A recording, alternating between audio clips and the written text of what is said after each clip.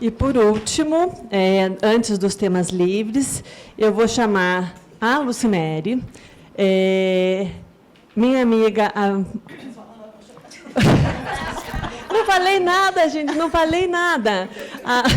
Há mais de 20 anos, professora da PUC Paraná, e ela trabalha no Pequeno Príncipe, mas ela é a rainha da nefro para nós, né?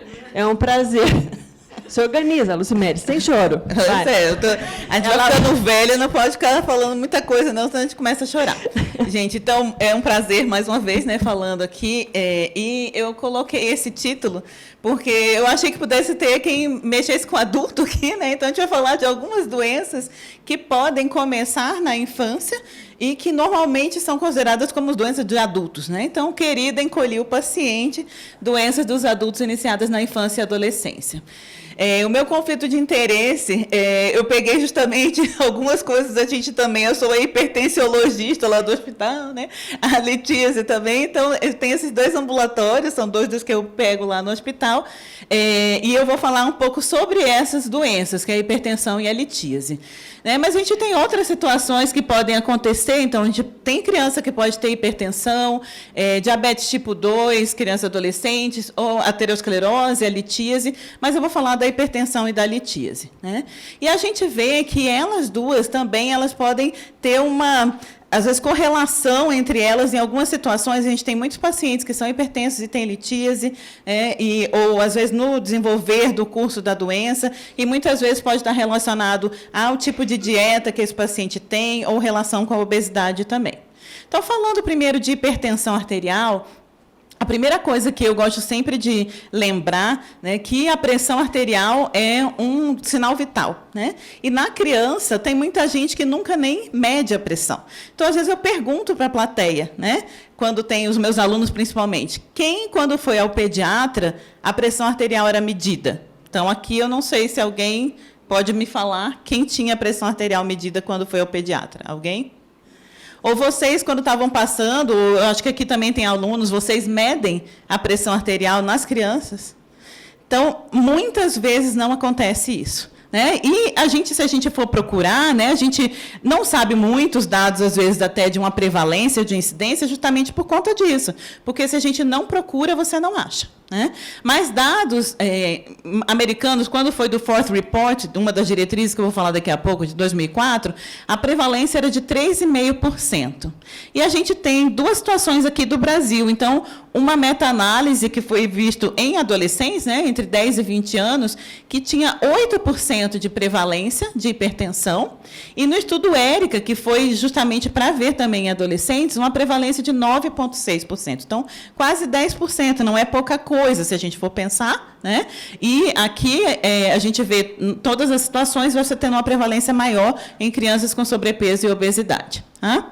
E nem tudo é igual em crianças e adultos, e até 77 não se tinha uma diferenciação muito grande numa classificação entre adultos e crianças, o que seria hipertensão ou não. Então, a primeira diretriz pediátrica foi em 77, depois a gente teve uma reavaliação na década de 80, outra reavaliação na década de 90, 2004, que eu considero o grande boom da hipertensão pediátrica, né, que a gente teve o Fourth Report, e 2017, que foi a revisão desse Fourth Report com algumas particularidades. Normalmente, essas são as diretrizes que são mais utilizadas, tem os guidelines europeus também, mas acabam não sendo tão utilizados internacionalmente. E aqui no Brasil, a gente, no estudo ERICA, teve uma classificação com tabelas e também para a gente poder classificar o tipo da pressão arterial, mas a gente continua usando as diretrizes internacionais. Tá? Então, como é que a gente definiria a hipertensão? Isso não é só na pediatria. Então, é uma elevação permanente da pressão arterial acima de certos limites considerados normais, quando a medida pressórica é tomada em condições e por métodos apropriados.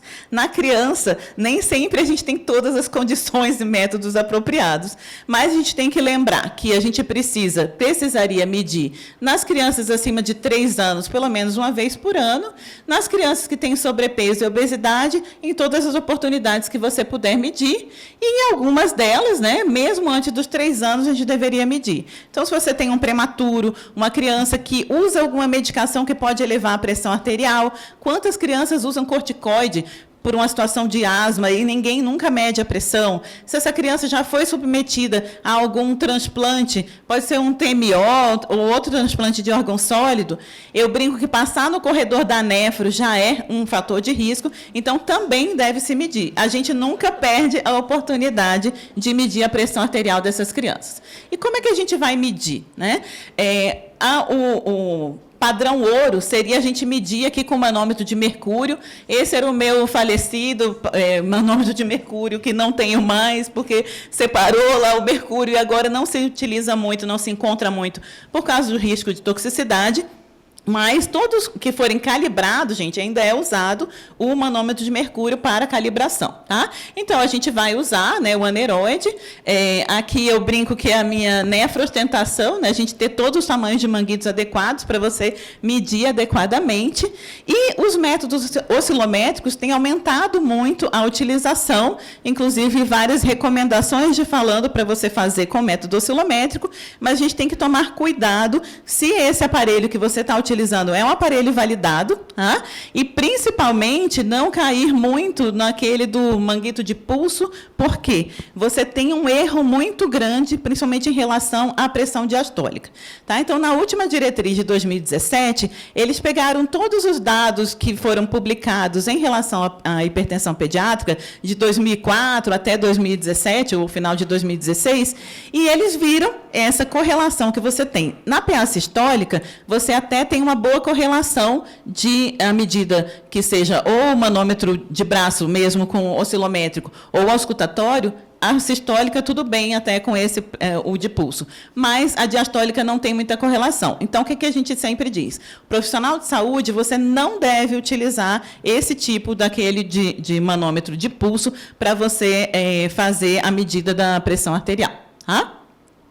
As crianças, nem sempre é muito fácil a gente ter a condição adequada. Então, às vezes, você tem que, né, fazer uma brincadeira com eles, fazer com que eles participem ali da medida. Vamos colocar em cima da mesa para facilitar. Segura o manômetro para a tia, para poder conseguir avaliar, para ele ficar mais quietinho. Então, é importante você envolvê-lo ali na tua medida também. Né?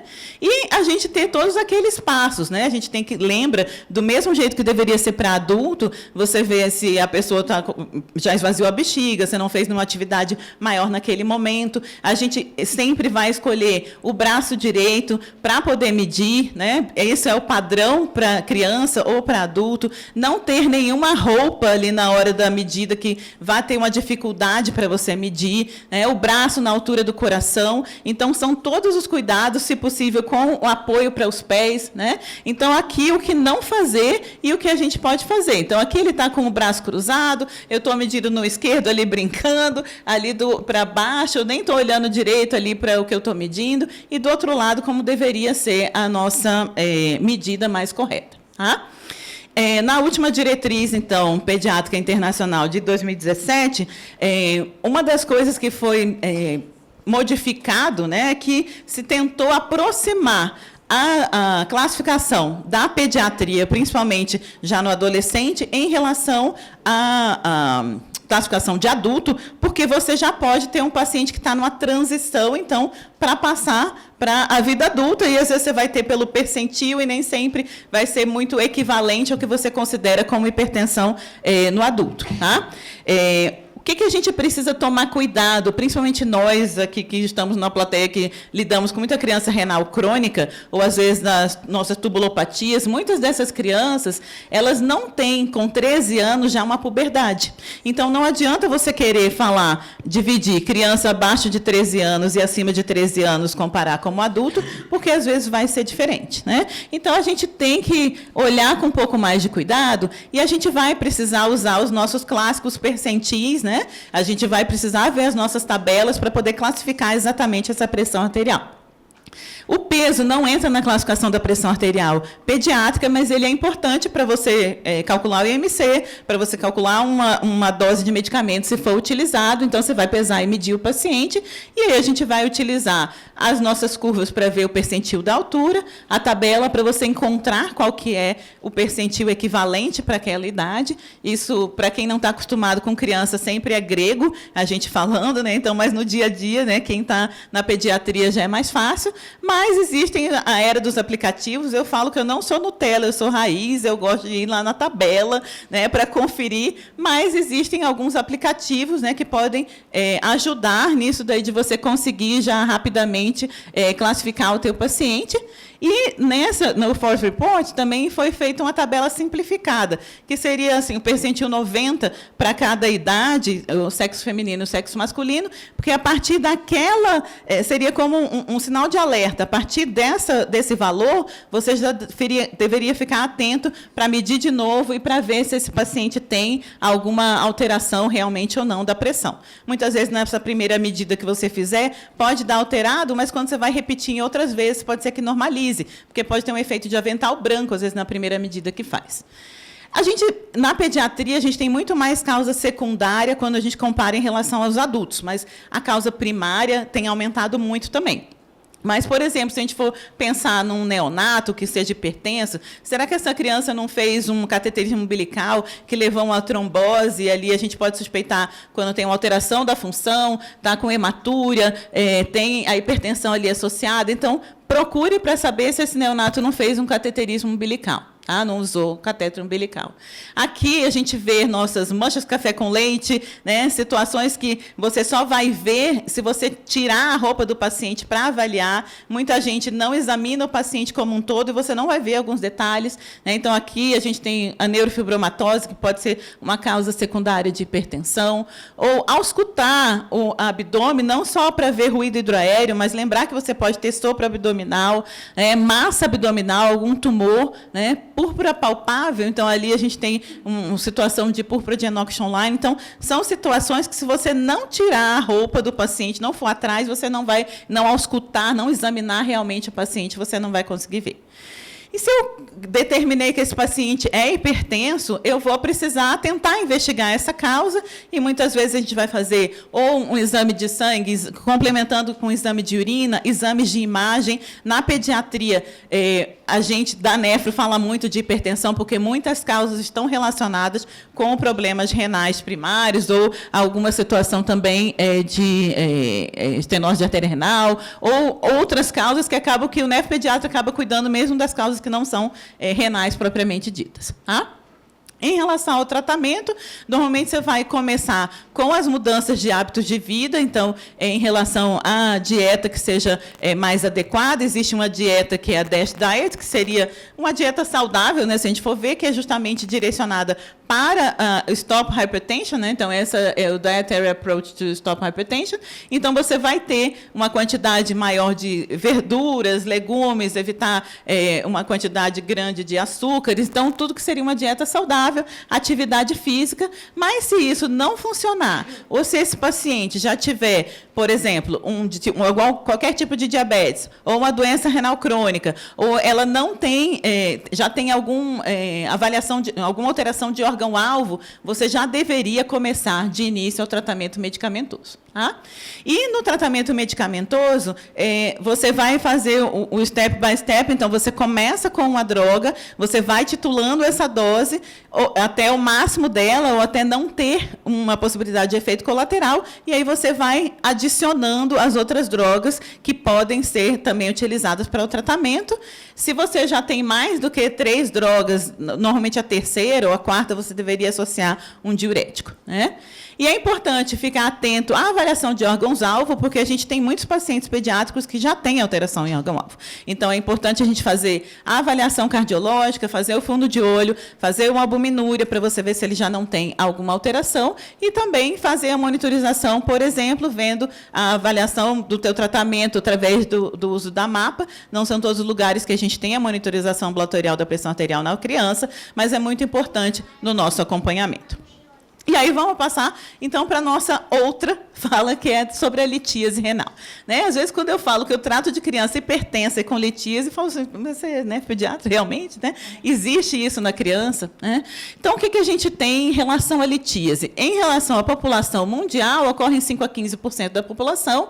Ela é menos prevalente, realmente, em criança do que em adultos. Uma prevalência em torno de 5% em crianças caucasianas americanas. A gente não tem muitos dados nossos, né? Já tentamos, na LANEP, aqui também do Brasil, tentar levantar a nossa casuística, mas a gente não tem muito ainda disso. Nas internações hospitalares pediátricas, existe esse dado de 1 para 1.000 a 1 para 7.500, né? Mas isso só aqueles que chegam também são internados, e 80% dos cálculos, graças a Deus, tem eliminação espontânea, acho que muitas vezes nem chegam no médico. Né? Qual que é o problema da recorrência? Eu sempre uso isso daí na minha fala das minhas aulas, mesmo na faculdade, né? Uma vez Flamengo, sempre Flamengo, isso para o litíase é isso. Eu, quando era criança, eu dizia que era flamenguista, hoje eu não sou nada. Mas é justamente para a gente lembrar da alta recorrência que você tem de litíase, e por isso é importante da gente fazer uma investigação. Né? A criança ela pode chegar com alguns sinais clássicos de litíase, com uma dor, uma cólica nefrética, pode ter uma hematúria, né? Pode ter uma infecção urinária associada, mas às vezes vai ser num achado de exame por uma investigação de dor abdominal ou numa investigação de uma hematúria que você vai encontrar que tem a litíase. Né? Então, a litíase, né, eu sempre coloco essa figura aí de a gente lembrar que é um desequilíbrio, você vai ter ou a falta de alguma coisa ou excesso de alguma coisa. Né? Então, a gente vai ter a supersaturação urinária dessa determinada substância, que vai fazer a cristalização, nucleação, crescimento e agregação urinária. Então, você tem a lesão tubular, a interação célula-cristal, crescimento e agregação dos cristais e a formação do cálculo. Né?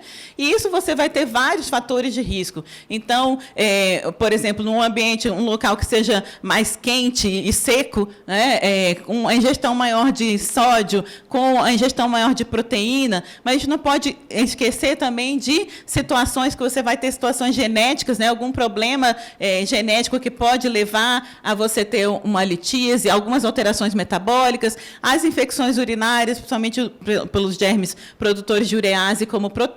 Então, a gente tem que levar em conta esses fatores de risco, e na criança a gente sempre vai fazer a investigação. Tá?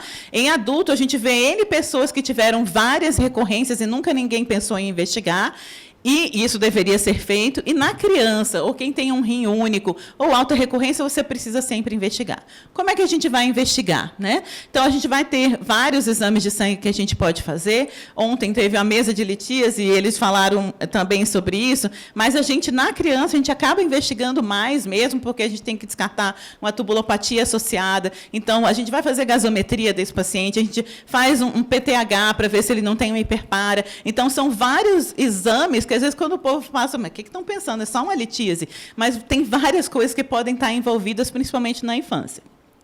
Fazer o exame de urina, mesmo parcial, ou junto com a urocultura, você já vai ver ali se você tem alguma alteração, tem uma hematúria associada, como é que é esse pH urinário, como é que é essa densidade urinária. Então, você já consegue ver pelo teu parcial de urina. A urina de 24 horas, que a gente tem substituído muito na pediatria pela amostra isolada, por conta de dificuldades, às vezes, de você coletar, mas, muitas vezes, pelo menos em 1 ou 2 vezes, a gente fazer a urina de 24 horas. A gente tinha e continua tendo muita dificuldade, porque às vezes tem criança que não tem controle esfincteriano ainda, e você precisaria sondar essa criança para poder coletar a urina de 24 horas. Então, você tem uma limitação. Tá? E em alguns deles também você pedir, não é fácil também a análise cristalográfica, não é tão disponível, então é importante, muitas vezes, numa situação de recorrência, ou se você suspeita de determinada situação, fazer a análise cristalográfica. Então, aqui seria alguns dos valores que a gente tem de referência, mas isso é fácil de vocês encontrarem, tem N taxas de normalidade, né, que a gente pode ter. O importante é você ter alguma que você realmente veja, e você sempre tente calcular, não aceite só o que está escrito lá, que vem como referência do laboratório, porque para a criança isso muitas vezes não é válido. Né? Então, você vai ter que ver pelo peso dessa criança, ou algumas coisas na amostra isolada, você vai ter que calcular a relação da determinada substância pela creatinina, para você saber se está fora do normal ou não. Em relação aos exames radiológicos, isso às vezes vai ter limitação de disponibilidade do exame, ou do custo, ou de você ter realmente na tua unidade, onde que você está. Pode ser operador dependente. Então, essa é uma lista, né, de coisas que a gente pode fazer. Não precisa todo mundo fazer tudo, então vai ser de acordo com a situação que você tiver, né? Então, a gente tem o raio-x de abdômen, ultrassom, urografia excretora, que não é mais tão utilizada, e a tomografia, que seria o padrão ouro. É importante ser feito em muitas situações, mas tem que tomar muito cuidado. Eu vejo muitos amigos, né, e mesmo às vezes médicos, quando você vai ver, a pessoa tem litíase, e cada vez que ela tem uma crise que vai no pronto-socorro, pedem uma tomografia. E não pensam na acumulação que você está tendo, né, dessa radiação ionizante. Então, é muito importante da gente estar atento em relação a isso. E aqui, para a gente lembrar que muitos desses pacientes também vão precisar de uma avaliação genética, né? Acho que aqui nas 3 palestras, todas nós estamos falando de genética. E esse realmente está sendo meio presente e futuro que a gente tem dentro da nefrologia, principalmente, porque muitas situações a gente vê que podem estar relacionadas a alguma alteração monogênica, né? Então, você não vai encontrar nada, mas é importante, às vezes, naquele paciente que você fica na dúvida se tem alguma alteração, de você encontrar.